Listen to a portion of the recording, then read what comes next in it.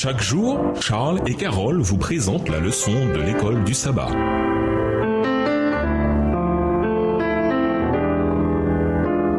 Bienvenue dans votre émission Dieu nous parle.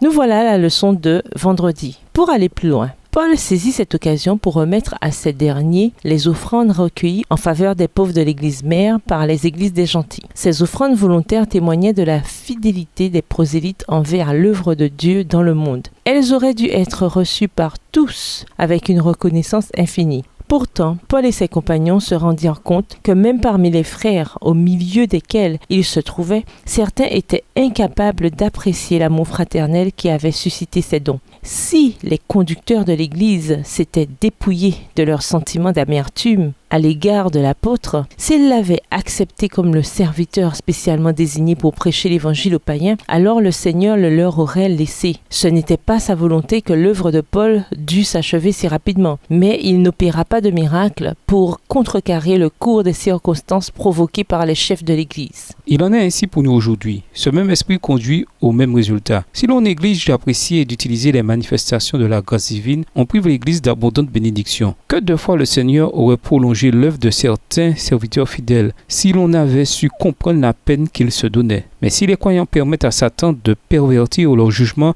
de façon à dénaturer encore et toujours les actes et les paroles du disciple du Christ, s'ils se permettent d'entraver son travail alors que le Seigneur leur supprime parfois les bénédictions qu'il leur avait accordées, quand les mains sont croisées sur la poitrine qui a cessé de respirer, quand la voix qui prononçait des paroles d'avertissement et de réconfort demeure silencieuse, alors l'endurci découvre et apprécie les bénédictions qui lui ont été dispensées par l'intermédiaire de celui qui n'est plus et dont la mort accomplit ce qu'il n'a pas réussi à faire de son vivant. À méditer, en se rendant à Jérusalem alors qu'il savait qu'il ne serait pas le bienvenu, Paul plaça les intérêts de l'Église au-dessus de ses intérêts personnels. Dans quelle mesure devons-nous suivre son exemple ? Quelle leçon peut-on tirer du compromis consenti par Paul à Jérusalem ? Comment peut-on être politiquement correct sans pour autant abandonner nos principes de vie ? Le peut-on vraiment ? L'unité de l'Église est toujours aussi importante. Comment apprendre à agir de concert dans l'unité, même quand nous avons une vision différente des choses ? Pour conclure, nous sommes tous d'accord pour dire que l'unité de l'Église est importante et nécessaire pour accomplir le mandat évangélique qui nous a été confié. Dans Jean 17 et versets 22-23, nous voyons que non seulement l'unité est essentielle, tandis que nous travaillons de concert, mais l'unité elle-même est un témoignage de ce que Dieu peut faire dans notre vie. Paul fit face à différents obstacles dans sa quête d'unité dans l'Église. Les préjugés profondément enracinés envers les gentils, l'orgueil national juif, la crainte de la persécution en résultat de la non-conformité. Prions Dieu de continuer à nous rendre encore plus semblables à lui, parce que ce n'est qu'alors que nous pourrons nous unir dans une véritable unité en tant que corps du Christ, prêchant sa parole et attend son retour. Au revoir. Et à demain si Dieu veut.